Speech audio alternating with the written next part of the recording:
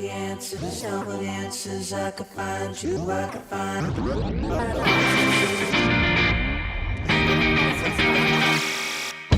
From the Sporting News Studios, this is the Fantasy Football Show with your host, Matt Litevsky. I got all the answers, all the answers. I could find you, I could find all the answers. If you let me get it close and study you. That's right, Matt Litevsky is here, as always, but Eric Ferrera's not.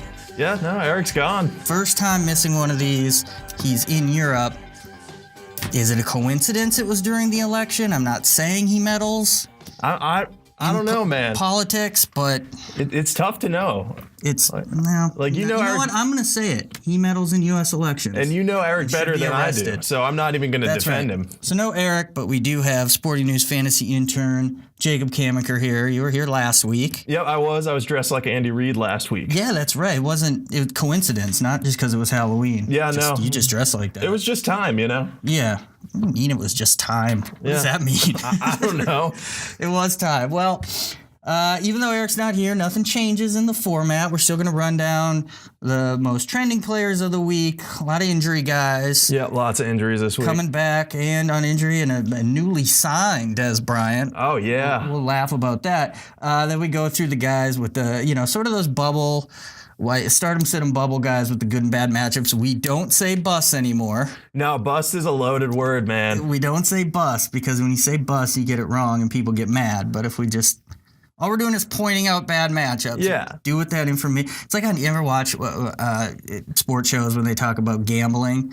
Oh, yeah. And they say something to the effect of like, this is for entertainment purposes only. Yeah. And it's like, no, you're They clearly... make picks. Yeah. Yeah, it's like, no, we're not actually telling you to gamble because that's not allowed. But. So our good and bad matchups are just for entertainment purposes. Yeah. Just for entertainment purposes, I told everyone to pick the money line on the Raiders on Twitter last week. But if you want to apply it to your fantasy team, that's on you. Yeah. Not us. We go through some random stuff, but we start like we do every week where we go back to last week and we look at what we got wrong, put ourselves on trial, because we face our mistakes. Yeah, we face our mistake. We're not here to pretend like we're better than anyone else. No, God, no. No. Not better than anyone. So, we actually did pretty good last week. Yeah. I think it was switching the format. Getting rid of the word bust helped. Yeah, it made it feel like we didn't make as many mistakes. Right. So. I mean, we made some, and I think the biggest mistake we made, I think we kind of copped to this as we were doing it. We realized that it was a freight train getting out of control. Oh, yeah. And we kept talking up the Redskins defense.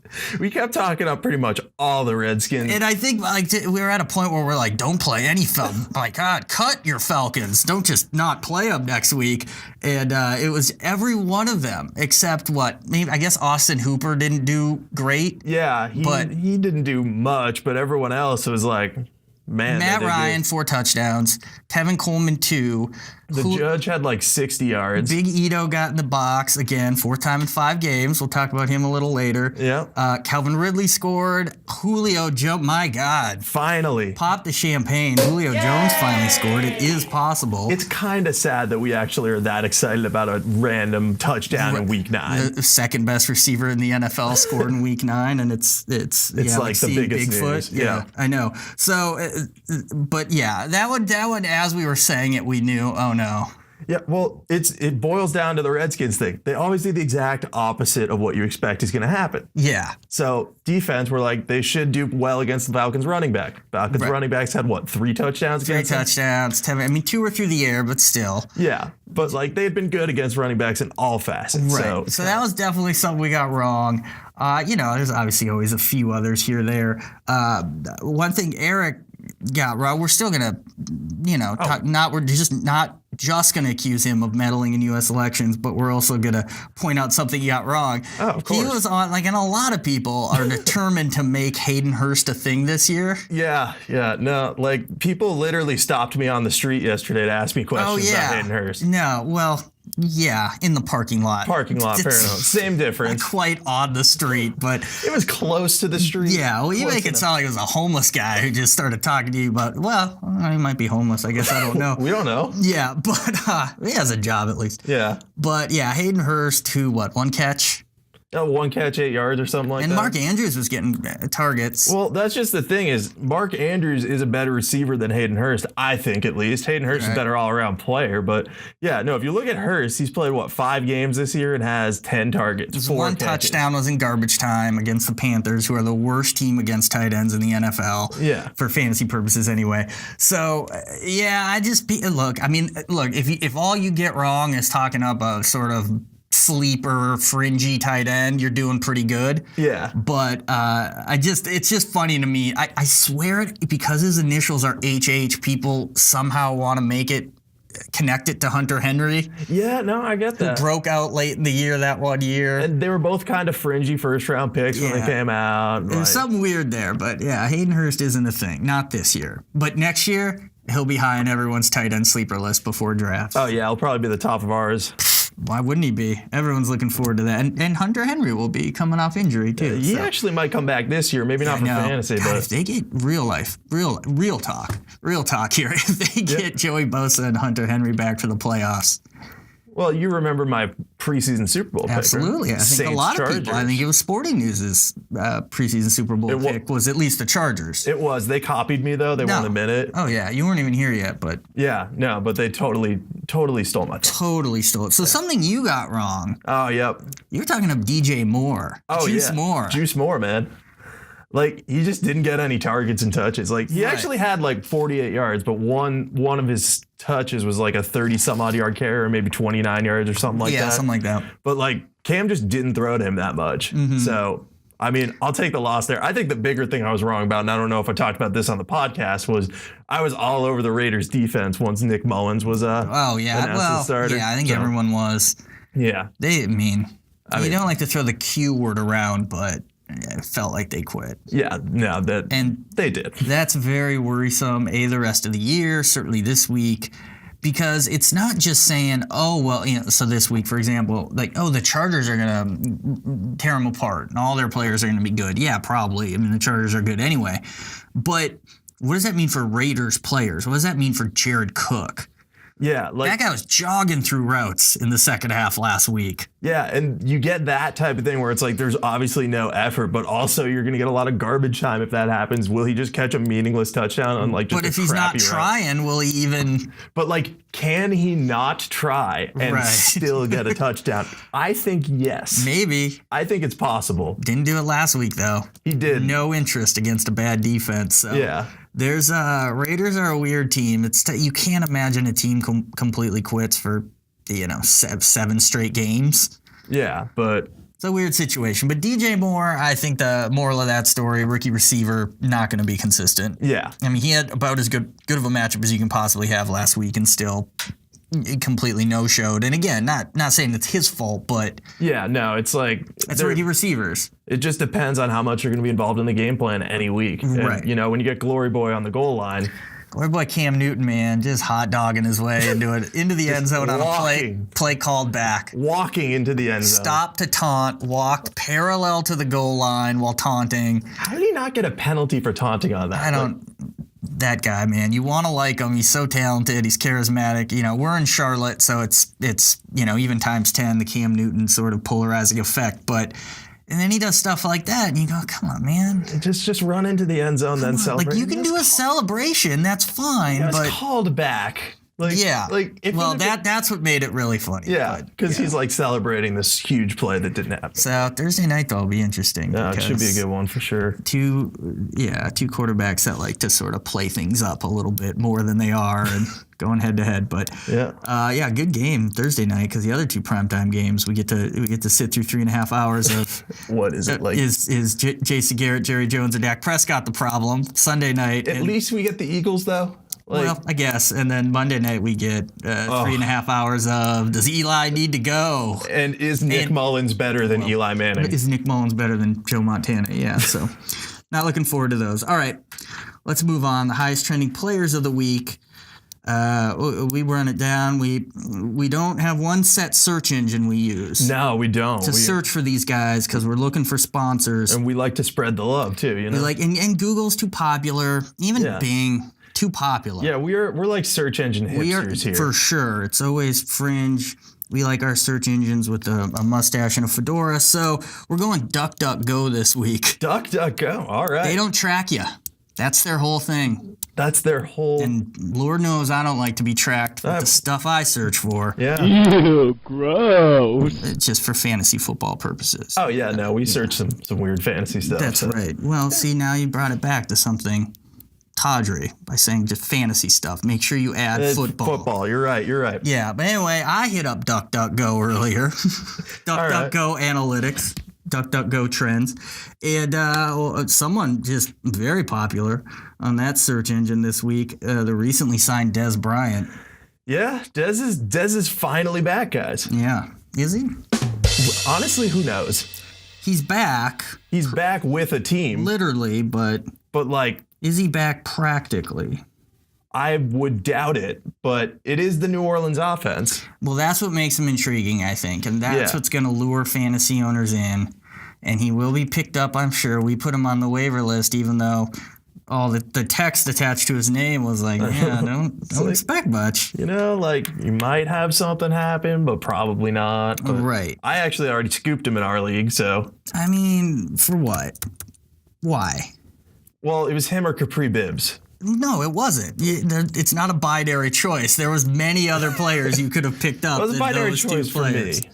Because I'm not getting rid of Capri Bibbs. I mean, there has to be a better wide. Here, you talk. I'm going to go look at the wide receiver waiver wire in our league and find you can 8 players better than Dez Bryant. Very easily do that. But, like, let's talk about last year. Dez had 132 targets, caught 69 of them. Yeah, cool. He's on a different team. I don't care how many targets he had last year. No, but what I'm saying is he barely caught half those targets. Willie Snead's better than Dez Bryant. That is true. Oh, Adam Humphries. Oh, no, don't even bring up Adam Humphries. Starting running back, Cordarrelle Patterson, is on our waiver wire. He is not a starting running back. He is a rotational starting running back. Sony Michel is coming back. No, starting running back. He is not better than Dez. Keep going. Okay, yeah, so Dez had 6 touchdowns last year, but like he just didn't look good. He had his lowest yards per catch of his career at 12.1. And the fact that he's just been unsigned for so long and out of football, like at this point, like what are you really expecting from him? Like he could like kindle great chemistry with Drew Brees, but also they got like Traquan Smith. He's looking good as a number 2. Mike Thomas gets a ton of targets. So, right. I mean, the 2 running backs are still the most dominant guys on that team, etc. Yeah, Mark Ingram. I mean, obviously the interesting thing is week 13 at Dallas. Ooh, that's revenge game. That's the game you want to play them because, revenge game. That's going to be a meaningless game for you. You're going to be in first place. Well, actually, it might not be. That's regular season still. But week 14 at Tampa, you're going to have a bye. Yeah. So you're wasting his best matchup. Well, not necessarily have a bye. No, yet necessarily you will have a bye. So, you're just going to sit there when he scores 22 points and has his only good game of the year on your bench. I mean, I'm just saying, I'm more comfortable with him. Right. I found other players better than him, by the way, on the waiver wire. Pierre Garçon better than him. Is he, though? Yeah, he is. And Keelan Cole better than him. Keelan Cole's on the waiver wire? Okay, that I didn't know. Go pick him up. I'm not going to because I don't like messing with my team chemistry that much. But chemistry is an undervalued such a dirty part thing of that only fantasy owners say, but I've said it before. I actually worry about who I have as my starters and my flex because I'm like, I got to have... You know, it doesn't matter. They're in my starting lineup. But James Conner has been so good at flex for me that I'm afraid to move him out. Got to keep him there. It's a weird superstition. Oh, my God. But, like, I have to move him this week because he's Thursday night. Oh, yeah. No, you do. It's going to ruin everything. And Flip Lindsay's out, right. So the question, I guess, is with this, more so than Dez Bryant, whatever, pick him up. That's fine. He has some upside, I guess. But Traquan Smith now, is he worthless? I wouldn't say worthless. I mean, he's still going to get opportunities. And he still sounds really fast. Yeah. You hear the name Traquan Smith. And then you're like, he's fast. That guy's fast, I bet. And then you look at that play that, like, he caught that big touchdown on when no one was around him. And you're like, man, he looks so fast and can get open. But also, Washington completely botched coverage in that. Right. But I don't think he's totally worthless. Right. Well, that game was rigged. That game was totally rigged. Saints, Redskins, that was rigged. Yeah. That was Drew Brees certificate night. And some very suspicious plays, let's put it that way. Yeah. As my dad would say. It was Who fixes these things, as he says. All right, so Dez Bryant, whatever you want to do at this point. It's more funny to me than anything. Someone else, Leonard Fournette, coming back. Yeah. Supposed to come back. Yeah, he's supposed to come back. He's missed all but 2 halves of the season. I mean, he's basically missed all year. Yeah. But yes, he has played first half of week 1 and the first half of week 4. 4, I think, yeah. So he's coming back, but it's also going to be interesting to see if the Jags try to ease him in or not. Because, he's still got the hamstring. Well, I think they told us they are when they traded for Carlos Hyde. Yeah, I think the Hyde trade was definitely a big part of that. They didn't make that trade for 1 week. Yeah, because they couldn't play him that first week. Play him right away. They had a bye. Then they gave him 6 carries against the Eagles? Yeah, something like that, because they were trailing the whole game. That team's a dumpster fire right now, and maybe the bye week did them some good, but their offense. I wrote down the defense rankings when talking about the Colts, who I actually really like this week as a sleeper defense. They're way better at home. And the Jags, in the past 4 weeks, have allowed something like 14 sacks and 11 turnovers and scored 13.5 points per game. Yeah. I mean, Fournette, I guess, will help. But the thing with him, we don't know what he's going to do. We don't know how many carries. I'd be surprised, honestly, if it's more than 12. Yeah, they may go legit split on the ground between him and Hyde and then have Yeldon handle the pass game duties. I would not be surprised to see that at all. Yeah, here's a bold prediction that I wouldn't put any money on, but I just like running my mouth. Just for entertainment purposes. This is a just for entertainment purposes prediction. TJ Yeldon's going to have the best game of the 3. All right. And the reason I say that isn't just totally random. The Colts are allowing, I think, the second most receptions to running backs per game. 7.5, 57.4 receiving yards per game to running backs. Now, they're also allowing almost 95 yards on the ground to running backs. Yeah. But I really think we're going to see a split between Hyde and Fournette. Maybe a few more for Fournette, probably in on the goal line. Yeah, no, I would imagine he'd get the goal line carries if they're even tough to sit him, though. That's the question. Start or sit Leonard Fournette? I would probably, if you have a comparable option, which at this point, if you've been without Fournette for the whole season. That's just it. You should, right? You should. You should give him 1 week, see what he's going to do while he's back. Bye weeks aren't terrible for running backs. You lose Lindsey. You lose Alex Collins, you lose Lamar Miller. You lose Dalvin Cook, who's been hurt whichever for most Viking, of the year. Yeah, if you've been playing Murray. But it's not horrible. There's no stars there. Yeah, so if you have, let's say a Dion Lewis type, I'd start him over Fournette this week. Oh, well, yeah, especially after Monday night where Lewis was just the feature back and Derrick Henry was a glorified fullback. Yeah. Yeah. I mean, that's obviously right. A big risk. Yeah, there's a lot of guys, you could sort of put in that starter sit range. But yeah, Fournette will be interesting to see. Yeah. Wouldn't start Hyde, though, for sure. No, I actually cut Hyde from one of my teams. I still have him in our league, but. Yeah, I think it's tough to say to cut Hyde just because the odds that Fournette re-injures that hamstring are pretty high. Yeah, it feels like, well, not necessarily high, but it just feels like you have to possible, keep him just in case. But he's a top handcuff. Yeah, for sure. But yeah, Fournette will be interesting the rest of the way. Another guy, star player, possible, at least a second round pick, AJ Green, Juice Green. Yeah. Down here in Charlotte, visiting Dr. Bob. It's bad when people, in baseball, you hear Dr. James Andrews, you freak out. When you hear Dr. Robert Anderson, that's bad. Yeah, no, it is not good. And Dr. Bob is we're at, and Dr. Bob's foot guy and foot injuries, ankle injuries, not good. No, and Green's out at least 2 weeks from what Adam Schefter reported at least. Mm-hmm. And then they're going to reevaluate. So and Ian Rappaport reported he was dead. So yeah, somewhere in between. Whatever Rappaport reports and whatever Schefter reports. Yeah. So he's not dead. His season is not over yet. But if you're a fantasy owner coming down to this playoff stretch, you're really worried that AJ Green is hurt. Yeah, for sure. I mean, it's a major worry. And obviously the question then is, what happens to the Bengals passing? I mean, Andy Dalton's been really solid this year. Yeah, he's been one of the top streamers most weeks, if not a QB1. Well, and this week, playing the Saints. Yeah, that's the killer for AJ Green owners, is that the matchup with the Saints was going to be so good. Right. And in the thick of the playoff or the fantasy playoff race, you would get probably 100 yards and a touchdown out of Green, or you should, hypothetically. You feel pretty good. Well, and look, if he is only out 2 games, fine, so be it. But if he's out for the year, listen to his fantasy playoffs. Chargers, Raiders, Browns. You want him for those games. Yeah. And that would be a tough blow if he's out. But that'd be a big blow. So obviously everyone now, it's hey, Tyler Boyd, he's already been awesome this year. Yeah. He steps up. But is Tyler Boyd a number one? It's one thing to be awesome as a number two. Awesome as a number one?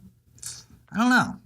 Yeah, I'm not convinced about that. He's been a good route runner. He's got good hands. Like when he was at the combine, whatever year that was, I can't remember, but he had like some of the best hands of anyone there. Yeah. So like he'll catch passes if they're thrown to him, but is he going to do well against number one corners? Right. We don't know. And now we're talking about John Ross, if he's back as the number two. Cody Core, the guy I'm convinced is going to lead him in receiving yards this week. Just, again, might get 0 targets. Who knows? I'm also on the Cody Core hype train for no other reason than... you like his name. I mean, I like his name, and he's cool tall. Name. It's a cool name. Not Josh Reynolds. Josh Malone. Malone, yeah. He's in there. Alex Erickson always pops up. Yeah, he's more of a slot dude, though. So yeah. He's like that Adam Humphries. This might be Cole a thing Beasley. where if Giovanni Bernard comes back, they just go Mixon Bernard way more targets. Yeah, no, I could definitely see that. I think they might use Bernard and Mixon on the field at the same time. I have nothing to Why go not? off of this. I but mean, well, yeah, what else at a certain point? But yeah, Dalton, I'd worry a lot about him. And that's even this week. I mean, the matchup looks great on paper. I don't know, though. You take away someone like that, though, that's going to have a big effect on things. Yeah, because even if Green's not getting catches, he's taking away the attention from Tyler Boyd. Right. And the other guys. And you just see, hey, Saints, second most fantasy points allowed to defense, to quarterbacks. But look, they gave up a 5-touchdown game to Ryan Fitzpatrick, a 5-touchdown game to Matt Ryan. Those were weeks 1 and 3. Yeah. And then obviously just gave up a big game to Jared Goff, but it's second best offense in the NFL. And Goff was playing from behind for a good chunk of that game. And everything in between, not that bad. I mean, yeah, 280 and 2 touchdowns to Flacco. I mean, Cousins, 359, 2 touchdowns. That's a good game. But they've never given up more than 2 touchdowns besides those games I mentioned. Yeah, the Saints defense honestly is better than people think it is. I think it is. I think it's gotten better. But yeah, you give up 2 50-point fantasy days in weeks 1 and 3. And that skews the data. That's really going to skew the data. They face guys like Tyrod Taylor, Eli Manning, so maybe that skews it low. Alex Smith, 275, no touchdowns. He had a rushing touchdown. That, he's okay. Yeah, but he also was racking up some stats in garbage time that game. Sure. So, yeah, I don't know. I feel like the stats, you just look at it says, hey, Andy Dalton sleeper, Andy Dalton DFS play. I don't know. I'm nervous, even though I think I put him on a DFS team. I'm almost certain both of us have him on one of our DFS probably. teams. We took the bait, walked right into it. We took the bait, and now it's too late to go back, but we're just hedging up. Andy Dalton, 1 p.m. Eastern at home. That might be the most important stat. He's better he's not prime time. He's not on the road. All right, another injured guy, Chris Carson. Classic Seahawks running back situation here. Yeah, who knows? Mike Davis really solid again last week in relief of him, sort of doing it all, receiving, running. Carson, when these teams played, both Carson and Davis, when these teams played earlier in the year, had good games. Yeah. Carson over 100 yards. I think Davis something like 70 yards and a touchdown when they played the Rams. Now this game on the road, I don't know. This is a weird situation just because it's been a weird situation all year.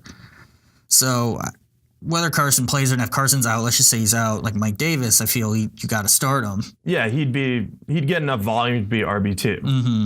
And, Rashad Penny might mix in, but he's not going to be the lead back. Saying that for 10 weeks now. I'm throwing it out. I'm sure he'll have a big game in week 15 and lead people to a fantasy championship, but for now, not really worried about Rashad Penny. I'm not either. I'm just saying that he might get some carries. Yeah. But, Davis would be easily the RB2 there. Right. But yeah, Carson, I mean, at this point, you just hold him. You can't, it's not droppable at this point. But yeah, I have a feeling this is going to be game time decision. They play in the late afternoon. It's miserable. And there's nothing anyone can do. I just think don't count on them. I'll put it that way. And here's the thing that's going to happen. Pete Carroll's going to come out. He's going to say Chris Carson's probably going to play.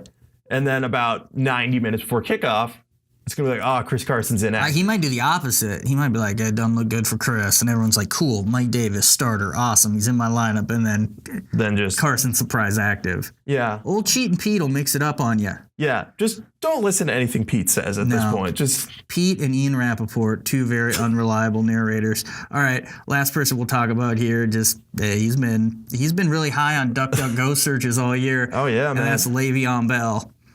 Can't spell farewell. Went to Michigan State. So what? What's this guy gonna do? I think there was a report today that he could sit out all year. He might sit out all year, and then now there's some confusion as to if he doesn't report, he might actually still be a free agent, or they have. God, wouldn't you love to be in the meetings of him and his agent as his agent tries to explain to him? Like, no, see, if you don't report, what? Like, there's no way, right? Yeah. There's no way he really comprehends the situation. I don't even comprehend this situation. Exactly. Like, and it's Transitional tag. like, what even I could make is some that? jokes Like, there that would definitely get cut by our producer Dustin, so I'm not gonna. Yeah, that's probably a good call. Yeah, I don't even know what Le'Veon Bell right now, what's going through his head. Yeah. I mean, he's obviously not back this week because they're playing on Thursday Right. against So Panthers. we had heard the date he quote unquote has to report is November 13th, right? So that'd Yes. be next Tuesday. That we know as fact, Right. that if he doesn't report by that date, he can't play this year. He won't play this year, which means he won't get accrued season, which means we're right back in this situation next year. But here's the thing that I've also heard today. Okay. If they slap him with the franchise tag again, the value still goes up. Well, yeah. So it's just confusing because he never technically signed this contract. Well, I mean, he's proven he could care less about $14 million this year, or at least, 9 of it. Yeah. God, could you imagine not caring about $9 million? I care about like $9, dude. Oh my God. Yeah. I got overcharged at Taco Bell last weekend and I was pissed. Dude, I would It's be like too. $2. Yeah. That's $2 you're not getting back if you don't go up to them and say, hey, you overcharged me by $2. Man. Yeah. Then they either give you a gordita or Gordita. Yeah, so James Conner still killing it. He's gonna finish the year as like a top 5 fantasy back. I mean, if Bell comes back, I mean, obviously that's the thing now, right? It's like, well, if Bell comes back, what happens? When does he actually get on the field? Do they split it first? At this point, no one knows. Yeah. It's a mess. I just can't. It's tough to imagine James Conner just being just nothing but a 4-touch-a-game handcuff. Yeah, Right. you're not going to get to that point this season. Right. I don't think they would do that. Yeah. But it's tough to certainly that and Le'Veon Bell ain't being a handcuff, So do you get like a dead even touch split? and that seems dumb too. It Yeah. feels like Le'Veon Bell has to get 20 touches a game, like he has to be the guy. But Yeah, but there's no way they can both be in the mix. I mean, they can. If the Saints can sort of do it. Yeah, Well, they haven't this year, but sort of. Well, I wrote this about Mark Ingram. It's like he's averaging 14 and a half touches a game. He's had 10 in every game. He had that huge week 5. 2 weeks ago, he had like over 9 fantasy points, which is okay. yeah. Last week was the real dud week. Well, we were just getting mad the whole time because every time he would come on the field, he wouldn't touch the ball. Oh, play action. If Mark Ingram's on the field, Play it's action. play action. You know Because it. he's such a good blocker or a flea flicker. That's where that's where Sean Payton's putting a middle finger up to fantasy owners, right? Yeah. When he does a flea flicker with Mark Ingram, and then Kamara gets a 1-yard touchdown run a little later. Yeah. Which I enjoyed. And then, of course, Taysom Hill, as I talked about last week. But yeah, this Le'Veon Bell thing. Well, hey, we're going to get 3 hours of that Thursday night. So every primetime game is going to have a nice little narrative. All right, let's get into the good matchups, bad matchups. Definitely not sleepers and busts. Can't stress that enough. We would never call it that. Never. And start with quarterbacks. I'll throw out 4 guys with good matchups this week, including the aforementioned Andy Dalton, Yep. which I've already talked myself out of. Alex Smith at Tampa. We went through this last week, Yep. where he was playing the Falcons, and I would say disappointed. I would say disappointed in terms of touchdowns. He had his best yardage game of the year, but Right, garbage time though. yeah, no, that's fair. Baker Mayfield, who's been on this list a month straight, they just have nothing but favorable matchups. Yeah, and yet Antonio Callaway and Jarvis Landry keep disappointing. It's weird. I'm going to speak Antonio Callaway into existence. It will have, but the best thing about him is he can sort of flop for 3 straight weeks. If he finally has a good one, be like, I told you. I knew it. Oh, I know. I told you guys. That's why I've been on the Samaje Perine hype train for like 2 years now. Yeah, that one's a little more out there, but Definitely more that's out there. fine. but- But the victory will be all the sweeter. He Exactly. finally has a good game. And then Marcus Mariota versus New England, who on paper that's not quite as good, but he kind of intrigues me. Why? Well, he's coming off a good game, right? Okay, yeah, he is. He's He coming had off a good game, and he's just, I don't know. I feel like he's one of those dudes that when he's out, he sort of pops back. I mean, the Patriots, 8th most fantasy points to quarterbacks. Yeah. All right. And that's with the Derek Anderson game. So throw that out. That doesn't count. And it's with the Brock Osweiler game. That would have been Tannehill. Osweiler had I a don't good know why game. they list that. But anyway, so yeah, like they've been pretty good. But yeah, you look, Andrew Luck tore him up. Patrick Mahomes obviously had a big game. Trubisky had a big game against him. Rodgers, he was okay. Nothing great, I guess. Stafford 2 touchdowns, Rodgers 2 touchdowns, etc. You look at, and again, this is what I talked about with Dak Prescott. I wrote in our Sleepers and Bust post with Prescott and facing the Eagles. When they face mobile quarterbacks, give up at least like 40 rushing yards. Yep. Patriots, Deshaun Watson had 40 yards. Bortles had 35. Mitch Trubisky had 81. Yeah, he had a really long run in that game. Right. I don't know. Just kind of feels like Mariota's quietly on the rise. Yeah, I guess. He's not hurt anymore. They had their bye. I guess I can see it a bit. I just still don't think they have the weapons in the pass game Right. to really compete because Stephon Gilmore is probably going to match up on Corey Davis. Right. So that shuts him out. And then who? Tajay. Yeah, Tajay Sharp, your boy. UMass grad. UMass Tajay grad. Sharp. But this is a Dion Lewis revenge game. It is a Dion Lewis revenge game. That's too. huge. So That's thinking, huge narrative. Yeah, gonna keep like it on those the ground. angles. We do. Yeah. So, I mean, look, I'm not super high on Mariota, but I just think maybe a little better than you think. Yeah. All But right. the big two, I think, matchup-wise, certainly are Smith at Tampa, Mayfield versus Atlanta. 2 of the top 3 teams, like, all year. Fantasy points allowed to quarterbacks. Yeah, I'm 2 in the Saints. I'm NFC still South. on the Smith hype train for Right. these last 2 matchups. I know he wasn't great last week, but he's bound to get more than 1 passing touchdown this week against Tampa. But he loses Paul Richardson. But Paul Richardson wasn't doing anything. No, but I mean, I don't have any follow-up to that. Yeah. No, he wasn't. Mo Harris last week had more catches in that game than he had all season, I think. Right. So, I mean, Mo Harris is a classic. Public's all on him in DFS now, and I think it's too many. I mean, he's not going to have a comparable game to last week. Maybe he will. He might, but he's not getting 10 Anytime catches. everyone swings to one way, it worries me. But so here's the thing, though: do you start any of these guys over the bad matchup guys? Stafford at Chicago, we've seen him struggle 2 straight weeks against good defenses. Jared Goff versus Seattle, Andrew Luck versus Jacksonville, and old record-breaking Tom Brady at Tennessee. So here's the funny thing about Tom Brady. The last 2 weeks, he has 1 total touchdown, and he's played me in 2 leagues that I've won by less than 1 point each time. So You just wanted knows. to brag that you've won oh yeah, 2 no, matchups. That was that and the whole Patriots stat have won update too. was for that. Yeah. Yeah. Well, I also got to give the great. Patriots love because if Eric was here, he'd be giving the Patriots love. Sure he would. And how do you do this with 2 Boston fans? I hate it. Yeah. I absolutely hate it. It's the worst hour of my week. Yeah. No. Just go home, punch myself. Yeah. Yeah. But yeah, no, I think I would probably start most of those good matchups over the bad matchups this week. I think if I had to rank it, Mariota would be my bottom. Sure. I wouldn't start him. Right. Just I don't want to. Yeah. I get it. You don't like Hawaiians. I get it. It's fine. That's not what I'm talking about at all. But Oh, all right. just you keep flipping my words on me, dude. Right. I'd probably go Dalton, Yeah. then Smith. Taking that Dalton bait. I am taking the Dalton bait. Right. I'm not proud of myself because I know it's going to backfire. But Right.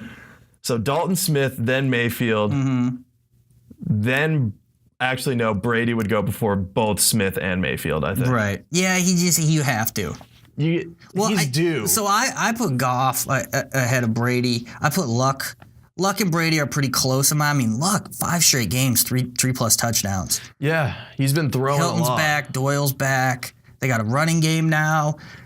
Not liking Luck is it just feels like we're still carrying over some of that preseason. Is he healthy or not? Worries. Yeah. And it's like, no, he's clearly healthy. And even preseason stuff with the Jags Right. defense where it's like, oh, they're Exactly. unstoppable. And But it's like, they're not. And it's like we're in week 10 now.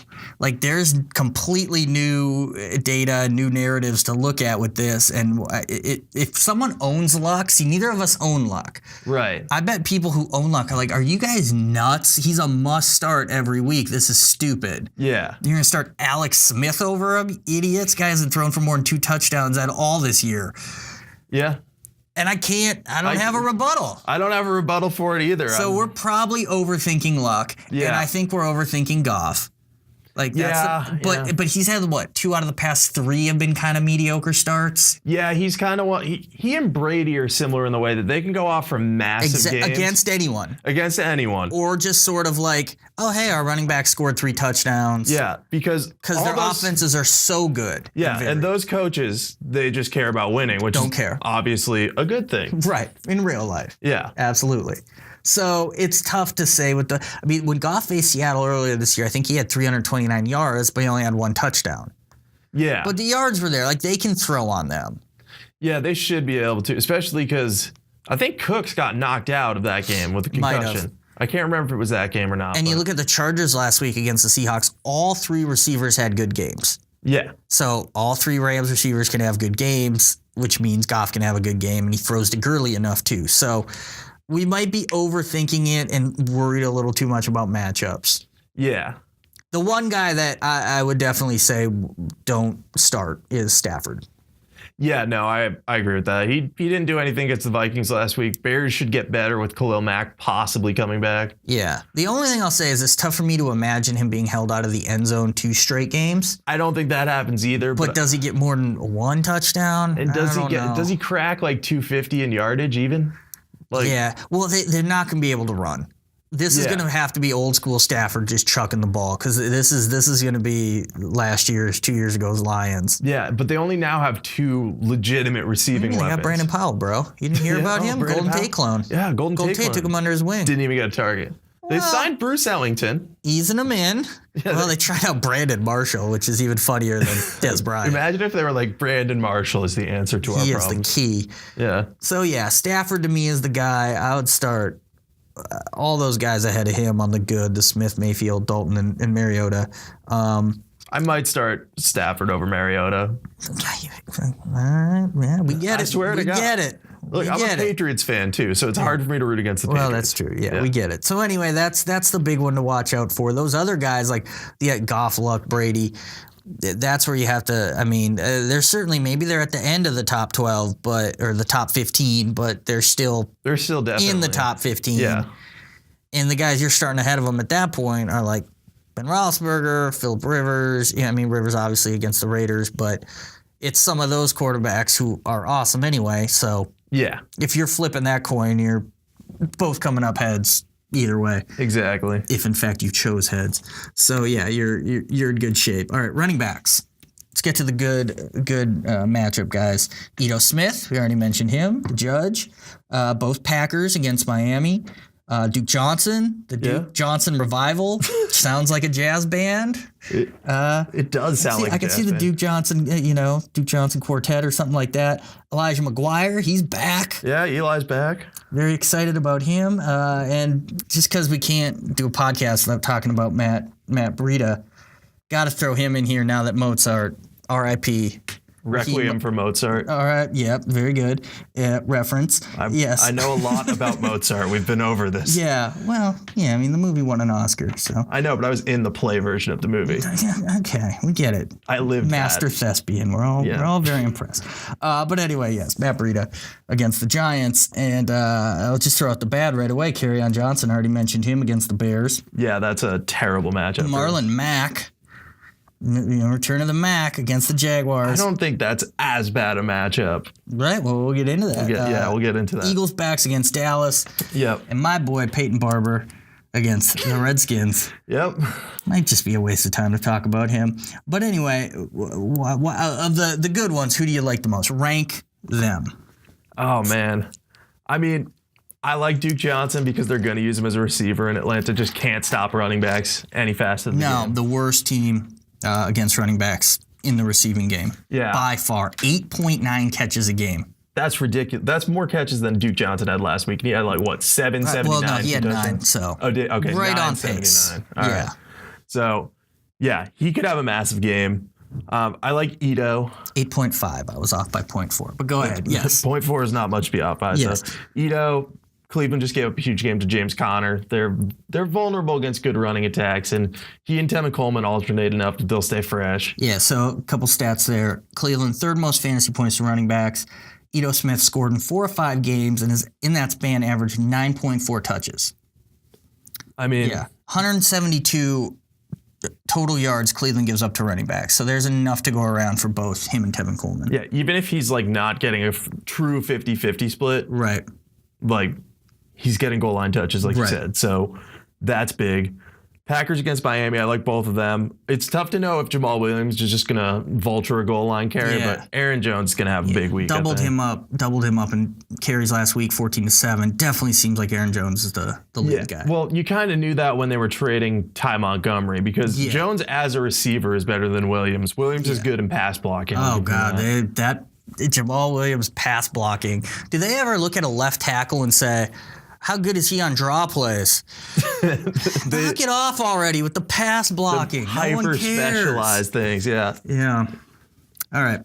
What else we got? Elijah McGuire, Matt Breida. I go Breida over McGuire. Breida I'm just like worried about just because is he healthy? Who knows? Right. And what's Shanahan going to do with backs? Yeah, because now you got without Mozart, that's at least one thing. Right. That's one guy that's not there. Right. But that also means there's going to be another guy who's going to come in that we don't know anything about. Never mind Alf Morris. Yeah. And Alf Morris any day could just be like, oh, we're just going to give you all the goal line touches. So, I mean, the Shanahans, Pops and Son, have been messing with Alfred Morris for years now.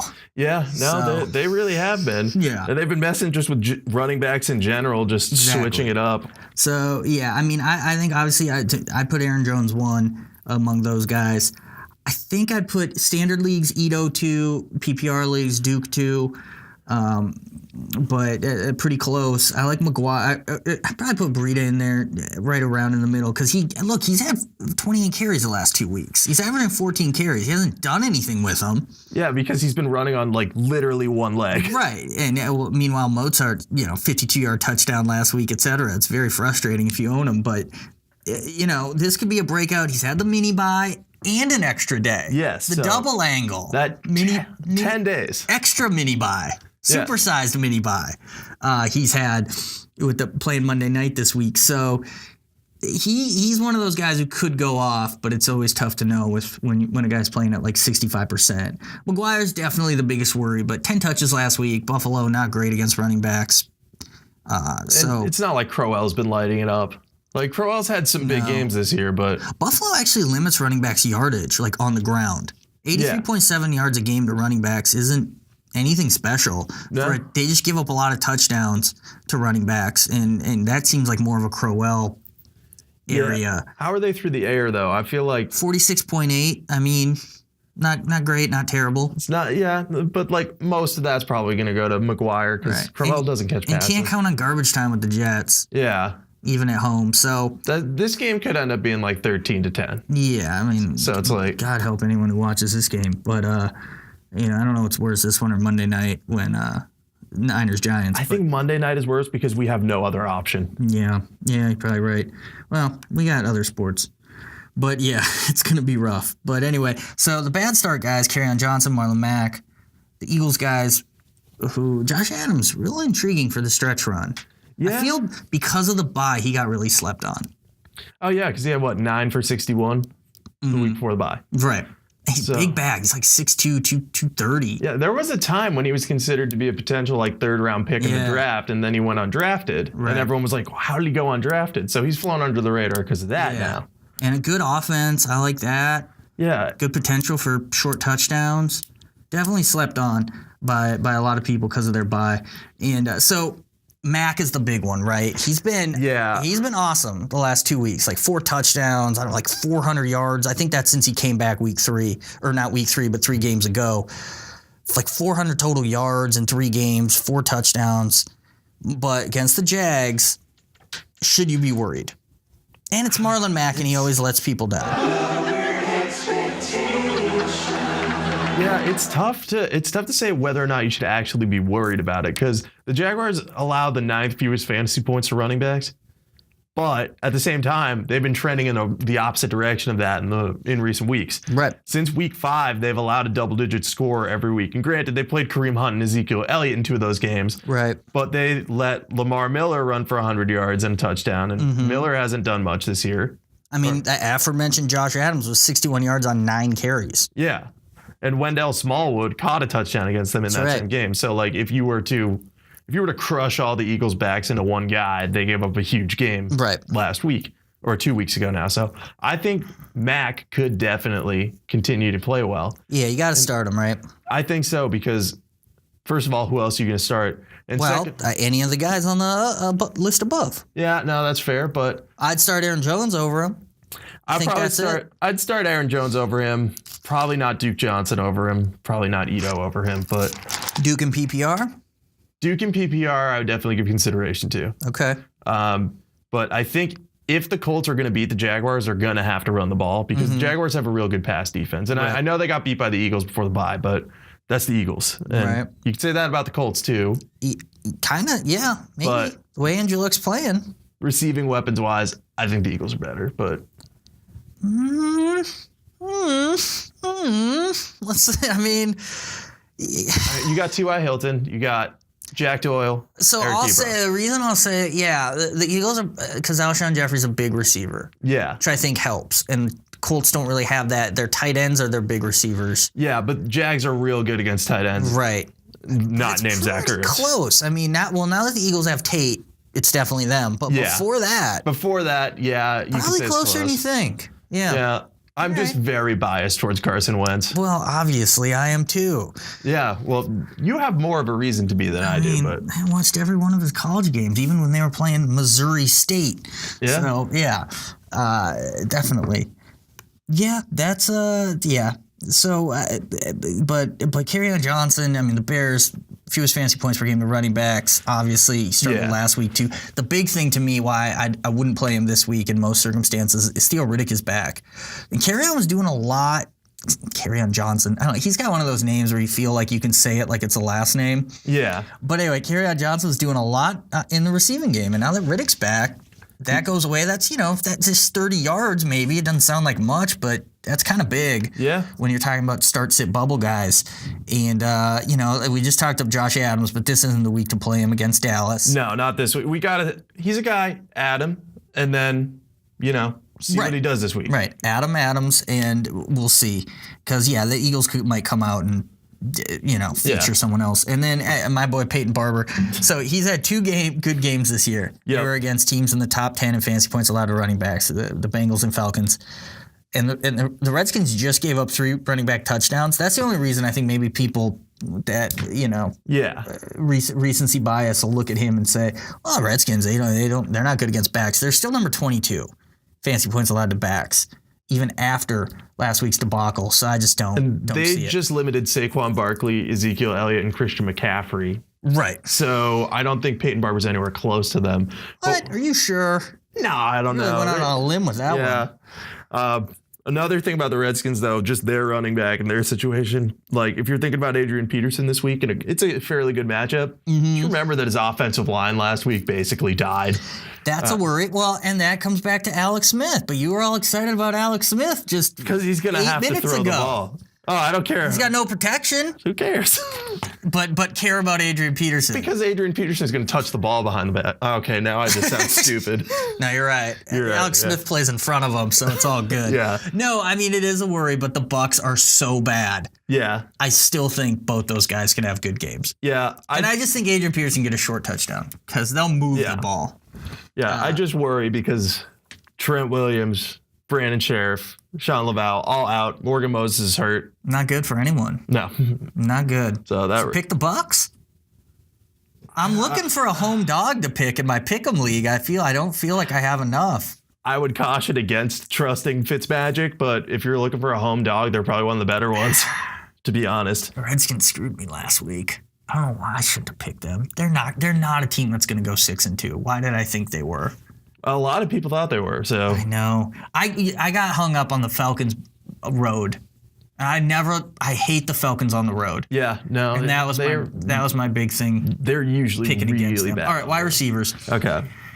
More Redskins talk. We got the Redskins guys. Mo Harris, Josh Doxson at Tampa. My boy, Antonio Callaway versus Atlanta. Near miss Callaway. That's right. Yeah. Oh, just missed him in the end zone. He had a step. Callaway. Dolphins guys, which is a disaster, at Green Bay, but it's a good matchup. And the Chargers secondary guys at Oakland. Yeah, the Williams dudes. The reason I bring them up is just because now Mike Williams scored in 2 straight games, Tyrell 3 straight games. Yeah. Feels like you're chasing points with them. A little bit because Keenan Allen is due for a touchdown. Overdue. And he was tearing up the Seahawks last week. Oh, yeah. We saw him trash talking after every catch. Never seen a receiver from start to finish of that game trash talk as much as he did. I want to know, like, what his beef was because he was an angry fella. Yeah. And in Oakland, as we said, they're terrible. And they maybe have quit. Yeah. So definitely all 3 could have big games again. Yeah. It feels weird because you feel like one of them isn't going to have a big game, but you don't know and Mike's which. the most likely just because of how touchdown dependent he is. I'm fairly certain he only has 1 catch in like 3 of his last 4 games. 2 have been touchdowns. Yeah. It's like if you look at it, it's like, how is this happening? Right. Yeah. In 4 of his last 5 games, he has only 1 catch. So this is basically like a goal line back. And we would never sort of suggest goal line backs, but for some reason it's different when it's a receiver, just because he's out there more and has the chance to catch more.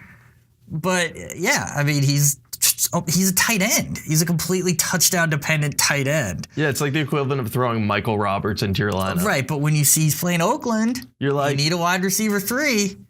And we'll go some of the bad starts, right? Sammy Watkins, who might not even play because of a foot injury. Yeah, so he's kind of hard to judge because of that. On paper, not a great matchup against Arizona. Any of the Jaguars receivers against Indy on paper, not a good one. Corey Davis, we mentioned him against New England. And on paper, Randall Cobb and Marquez Valdes-Scantling against the Dolphins isn't a good matchup. Yeah. So do you play Mike Williams over any of them? I probably play Mike Davis. Not Mike Davis. Mike Williams over. Well, Watkins, if he's hurt, you can't play. Right. Well, yeah. Obviously. I would start him over the Jaguars guys. I would start him over Corey Davis. The guy that interests me is Marquez Valdes-Scantling. I think he interests everyone right now. Yeah. Him and Maurice Harris, the public is a little too on right now for my taste, but I totally get it. Like in the parking lot yesterday, so running up to stop me to ask me about on the street. Marquez Valdes-Scantling. Right. By the way, can we come up with a nickname for him that isn't MVS? Because that is hard to say. I think people call him well, and it also sounds like a disease. Like, oh man, he's got MVS. We're going to have the MVS telethon this week. What about Dez? Dez? Yeah. Oh, because of the... But is that how it's pronounced for sure? I have no idea. I don't think it's pronounced... It might be Valdez. Is it Valdez? Okay. I don't know. Well, just call him Quez then. Quez, Riley upstairs knows him. So she told me, she's like, oh, this is what people call him. And then, I wasn't listening. I was just looking out the window. Well, I think a butterfly went by out the window. No wonder she asked me for help on things instead of you. Right, so. Yeah. So anyway, I think everyone's in on him now. He makes big plays. He looks cool. He's got Aaron Rodgers throwing to him. People get excited by that. Yeah. Just like last year, we loved a guy named Geronimo who had Aaron Rodgers throwing to him. This year, out. We want Dez. Yeah. I kind of like it. It's fun to say. You got to give it a floor run and see if it plays, and that one played. But, so everyone's in. But the Dolphins, on paper, let's see. 20th in fantasy points allowed to wide receivers, so not terrible. But, below average. Yeah. And they just gave big games to DeAndre Hopkins, and Will Fuller got him in week 8.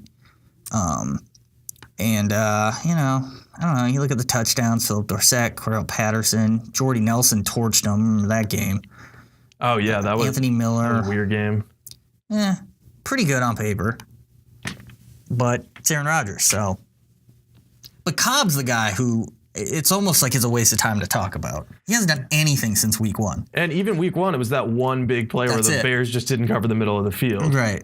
So he just might be a guy, like, cut him almost. I'm thinking about cutting him at this point. But then Allison gets hurt, and that makes you think that helps him, but why? But they're also Wasn't playing anyway. They're playing Equanimous St. Brown. Right. So, and like, Jimmy Graham's there, and et cetera. Yeah. Yeah, Corey Davis, I guess, gosh, I have a weird, I hate the Titans. I don't know why I'm swinging back to them all of a sudden. Yeah, it's kind of weirding me out. But Like, no, I don't blame you. But Corey Davis gets targets, man, and it's just, it feels like he's going to have a game, and maybe that's all it is. I'm just trying to pay. It's like with Callaway. He's going to have a game. I know it'll happen, and I'm just going to keep saying him every week, and eventually I'll be right. Yeah. But it's weird for New England, a team that struggles against quarterbacks in fantasy points. They're good against wide receivers. Yeah. So it's all tight ends with them, but Jonnu Smith ain't getting it done. No, Jonnu had like his first touchdown of the year last week on a shovel pass. Like, that was good play design, but you're right. But yeah, no, Vrabel revenge game and Dion Lewis revenge game. Does he have something cooked up? Maybe. Something special? They've been saving some? It's possible. Corey Davis throw to Marcus Mariota? Why not? You always beg for those when you have a running back. Yeah, no, I do. Yeah. And you always do them backwards. You always want the receiver to throw to the running back. And I'm like, wouldn't it be easier the other way? Yeah. I just like it when weird things happen in games, you know? It's always fun. Yeah. So anyway, so any of those guys in the Jags receivers, I don't know if people are really looking for them anyway. Yeah, it's kind of like Moncrief PPR is the only one you'd consider. Mm-hmm. Yeah. But so with the Dolphins, Kenny Stills came back last week. I don't think it was 100%. Yep. Someone was right about last week. Devontae Parker. Oh, yeah, no. Don't just jump off that bandwagon. I mean, dive off, do a barrel roll, come back, shoot the tires out so no one else gets on it. Put sugar in the gas tank, and this bandwagon has been going on. I don't think bandwagons have gas tanks, but well, isn't it a wagon? Isn't that the whole point? Sometimes they have motors and gas tanks. Okay, all right. No, Fair they enough. don't. All right. Yeah, I don't know. Shoot the horse then, whatever.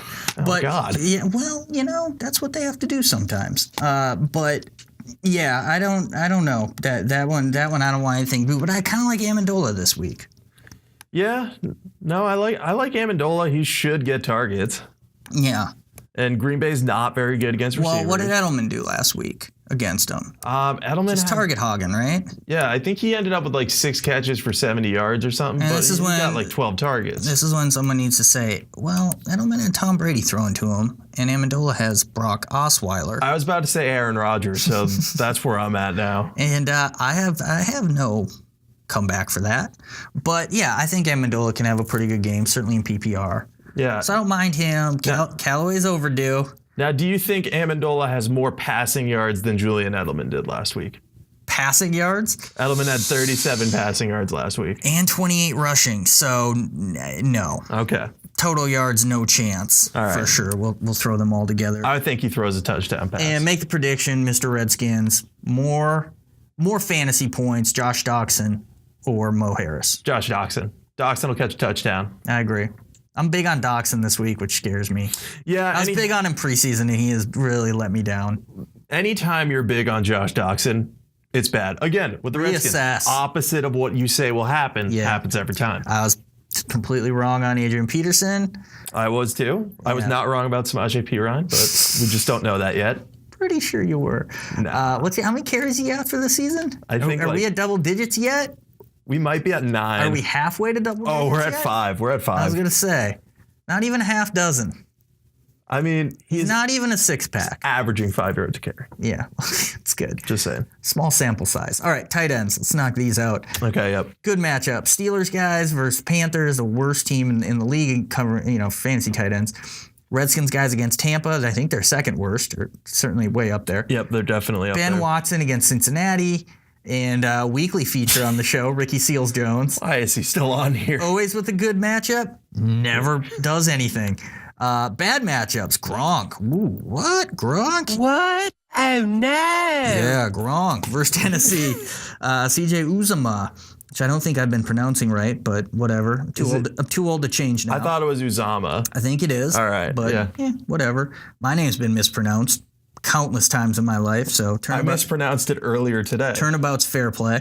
They're playing the Saints, who, despite being a bad defense, cover tight ends well. And then the Colts duo against the Jaguars, which we already talked about. Yeah. I guess the big one just right off the bat. If Gronk is active, can you sit him? I'd say no. You just can't sit him. He hasn't been great this year. He hasn't scored, I think, since week one. Yeah, like only topped like 60 yards twice, something like that. Yeah, he topped 60 yards in weeks 5 and 6. Right. At this post week 1 he had over 100. But yeah, you just can't sit him because the upside is there. And even though Tennessee's pretty good against tight ends, I'm pretty sure. Last. Yeah. Fewest fantasy points per game. Yeah. And Vrabel will come with like some sort of scheme to take him away if he's playing. And the big thing to me, Pats have a week. See, this is what makes this is the Pats, and you don't know. Yeah. But they have a bye next week. So it would make sense to sit Gronk. Or does it make sense? And we can throw Sony Michel in this discussion too. Does it make sense to unleash him because they know you have 2 weeks to heal? Interesting. What do you do? And I feel like with most teams, we'd say totally makes sense to sit him. But look, we thought that about Dalvin Cook last week. Yeah. And he comes out and he, didn't get a ton of touches, but had 100 total yards, whatever it was, pretty close. I don't know. I feel with Gronk, it makes sense to sit. Michelle, though, could really go either way. Michelle is more of a toss-up than Gronk. With Gronk, the thing is, he's been hurt so much in the past. They just want him for the playoffs. That's just point. it, right? Like, they're not going to risk his health. Yeah. They're winning without him. They'll continue to win without him. That's the point, right? They want him for the playoffs. So if he is active, do you worry about him then being limited? In this week's game? Yeah. Yeah. So then why start him? You just feel you have to, right? Yeah. You're not starting Vance McDonald over him. You're not starting Evan Engram over him. You're not starting Ben Watson over him. Yeah. Yeah. It's like you can't go the other routes. Mm-hmm. If he plays, you have to play him. Yeah. Don't you hate that? That's why I only draft bad players. Yeah. I'm not beholden to anyone. You love Derrick Henry, though. No, I do not. I do not feel beholden to him. I should cut him. He's still on my team, but you can't because you love him too much. Every one of his touchdowns on my bench. Every one of his bad carries in my lineup. So the Steelers guys, again, I actually think you can play both. I think you can play Jesse James. I had the stat last week about all the secondary tight ends who scored against him. Yeah. They had a run of 3 straight. That's why I like Cameron Brate last week. He did nothing. Yeah, but that's a different offensive system, though, where there's too many guys to target anyway. I think so. I mean, the Steelers have a lot, too. They do. But, that third receiver, James Washington, he might be more talented than Adam Humphries. But, but yeah, definitely Vance McDonald, though, I think. Definite starter. Yeah, no, I would start him this week. Redskins guys, we got Jordan Reed banged up. Vernon Davis, good game last week. We starting both? We starting one? No. I mean, I still think Reed's the start there. Yeah, he's better. It's just been weird though because you're in a bind though. If you were counting on Jeff Hireman, can you start? Because really the only guys that matter that are on bye are Rudolph but even Jeff Hireman is like a more recent. If anything, you just picked him up. But yeah, I guess if we were counting on Rudolph, can you start Vernon Davis? Yeah, I'd say you can probably find someone better. You could probably find someone better, but at the same time, you mentioned this earlier, Paul Richardson's out for the season. Mm-hmm. Redskins don't have a ton of receiver depth, so they might play 2 tight ends a little more. Yeah. Plus, Smith loves throwing to Davis because they have that connection from back when they were both on San Fran. Right. But you could probably do better than Davis is the thing, unless you're in a super people from San deep Francisco league. hate when people say San Fran. Do they? Yeah. That's weird. I'll ask this. We have an intern based in San Francisco. Yeah, and it's just like, people from Louisville get mad if you say Louisville. It's Louisville. Is it You almost really? have to say it like you're coughing, or you just have to really say it like a jerk. Yeah. But that's how they say it, so that's how you say it. I think it's illegal to say Arkansas and Arkansas. I think that should be illegal. I know, but I think it's like an actual and punishable. Like Boise. You got to hit that. Boise? Boise, not Boise. Is it? Boise. That's how they say it. Really? Mm-hmm. Oh, yeah. Wow, okay. I learned something new today. Yeah. Anyway, Ben Watson, look, he had a great matchup 2 games ago against the Vikings. I think he had 0 targets, never mind 0 catches. Yeah. And then, but the 2 games sandwiched around it, not great matchups. He's had a touchdown. Yeah. So playing the Bengals, third most fantasy points to tight ends. It looks great on paper, but that's one where you just don't know.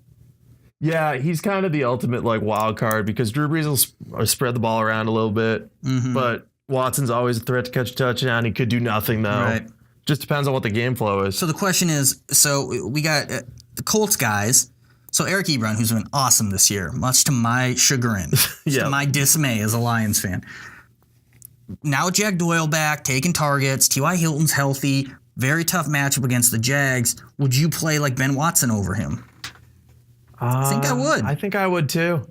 I'm more But I interested hate to see how him. I hate him, so that does. the target split goes. That's more what I care about because Well, we saw it last week, and they both got it, or 2 weeks ago, and they both got a ton. That was against the Raiders. that's what I'm saying is Yeah. it's against the Raiders. So, like, let's temper expectations a bit after that because I think Mo Alley Cox caught a touchdown. They did. All three of them caught a touchdown. Yeah. So I'm not willing to put much stock into that. But so this is my week that I would say, like, start Ben Watson, see what kind of split Ebron and Doyle get. One of them might have a big game. They might both have big games. But, you know. But Ricky Seals-Jones, we're just contractually obligated to let you know he has a good matchup. For entertainment purposes, do with that what you will. Yeah. I will never start him again. But Kansas City, pretty bad against tight ends. Defense, though, has gotten a lot better lately, Yes. They have. especially at home. Definitely better at home. They also are getting Daniel Sorensen back from injured reserve. I The believe, defenses that have gotten better and still rank very poorly, Kansas City, Pittsburgh, and we mentioned another one. New Orleans. And New Orleans To is an getting extent. better, too. To Yeah, an to extent. an extent. So sometimes numbers lie a little bit. Yeah. We're at the point in the season where you can look back last four or whatever. Last four is the way to do it now. Something like that. Yeah, for sure. And Kansas City, especially at home. I mean, they get sacks and turnovers at least, and they'll still allow some points and yards because the other team's always in garbage time against them. Yeah. But, a little better than maybe you think. And so Uzomah's an interesting one just because we think he might be the number 2 target. Yeah, behind Tyler But Boyd. the Saints are brutal against tight ends. Yeah, and with AJ Green out, they can focus more on Uzomah and Boyd. So Focus on him.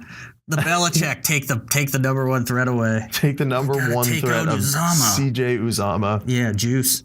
Thought we'd be him out. saying that this year. Yeah. So I don't know. He's to me right on that border. Yeah, you could start him. Mm-hmm.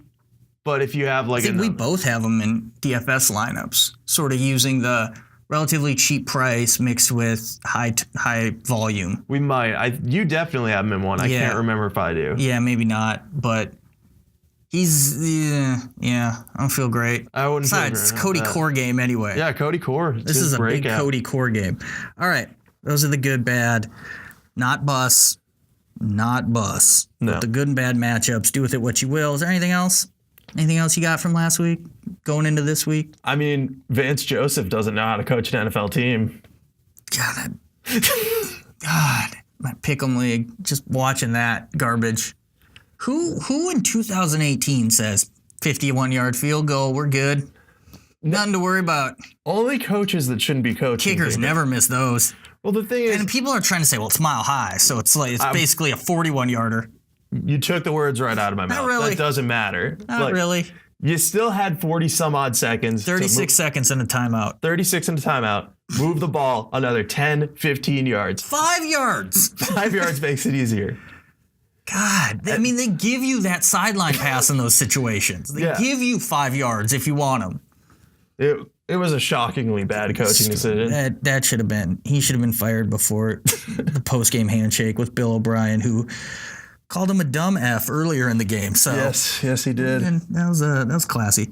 But yeah, so Vance Joseph, not good.